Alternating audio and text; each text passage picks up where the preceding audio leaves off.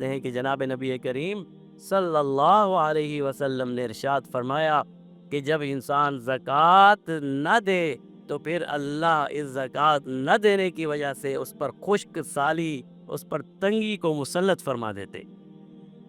خشک سالی ہو جاتی ہے، زمین میں بے برکتی ہو جاتی ہے، بعض علماء نے کہا گرانی ہو جاتی ہے، مہنگائی بڑھ جاتی ہے۔ آج کل ہم مہنگائی میں پس رہے کہ نہیں پس رہے؟ مہنگائی ہو جاتی ہے، چیزیں مہنگی ہونے لگتی ہیں اور دسترس سے باہر ہونے لگتی ہیں، مہنگائی اور گرانی بڑھ جاتی ہے، خشک سالی ہو جاتی ہے، مال اور دولت تو ہوتا ہے لیکن اس کی قیمت نہیں رہتی۔ وہی ہم سارے کہتے ہیں یار ہم آج کل تو ہم ڈالر کے ساتھ اپنی برکت کو جوڑتے ہیں نا، اللہ معاف فرمائے، قیمت کو کہتے ہیں یار ہمارا پیسہ روپیہ $60 کا تھا، اب $278 پہ پہنچ گیا، اتنا بے قیمت ہو گیا ہے۔ یہ بے قیمتی، یہ گرانی، یہ مہنگائی، یہ چیزوں میں کمی، یہ خوراک کی کمی، پانی کی کمی، اس سال کہا جا رہا ہے کہ ہمارے ملک میں 30% خشک سالی رہے گی، اللہ محفوظ فرمائے۔ یہ ساری چیزیں کس وجہ سے ہے؟ حضرت بریدہ فرماتے ہیں وجہ یہ ہے کہ انسان زکوٰۃ نہیں دیتا، زکوٰۃ نہ دینے کی وجہ سے پھر یہ گرانیاں۔ اور حضرت عبداللہ بن عمر رضی اللہ تعالیٰ عنہ جناب نبی کریم صلی اللہ علیہ وسلم سے ارشاد نقل فرماتے ہیں، روایت فرماتے ہیں کہ فرمایا کہ جب انسان زکوٰۃ دینے سے رک جاتا ہے اللہ بارشیں برسانے کو روک دیتے ہو، بارشیں نہیں ہوتی، خشک سالی ہو جاتی ہے، تباہی۔ اور اسی میں آپ اس کو بھی جوڑ لیجئے، بارش کو روک لیتے ہیں مطلب بارش کے فائدے اور ثمرات انسان کو نہیں ملتے۔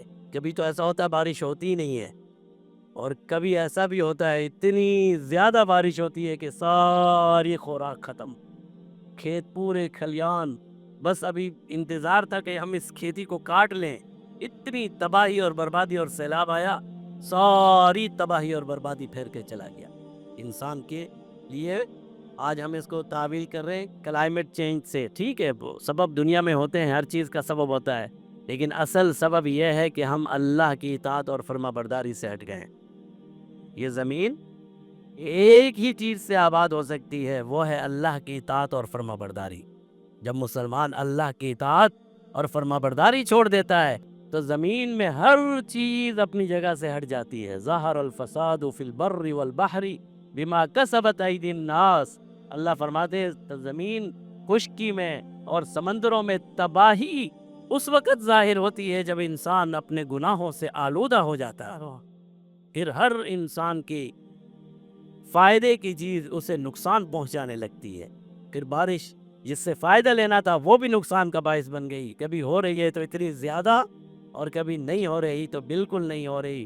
اسی طرح حضرت عمر رضی اللہ تعالیٰ عنہ وہ روایت فرماتے ہیں، فرمایا جو شخص زکوٰۃ نہیں دیتا اس کا مال، فرمایا ما تلف مال فی البر والبحر، فرمایا کوئی بھی مال خشکی میں اور سمندر میں ضائع نہیں ہوتا مگر اس کی وجہ یہ ہوتی ہے کہ انسان نے اس کی زکوٰۃ نہیں دی ہوتی۔ یہ بھی ہمارا ایک بہت بڑا مسئلہ ہے۔ اگر ہم زکوٰۃ ادا کرتے رہیں، مال کو اللہ کے راستے میں خرچ کرتے رہیں تو یہ مال اللہ کی حفاظت میں رہتا ہے، یہ مال اللہ کی حفاظت میں رہتا ہے۔ اس مال کے لیے ہم کو گارڈ رکھنے کی، چوکیدار رکھنے کی ضرورت نہیں پڑتی۔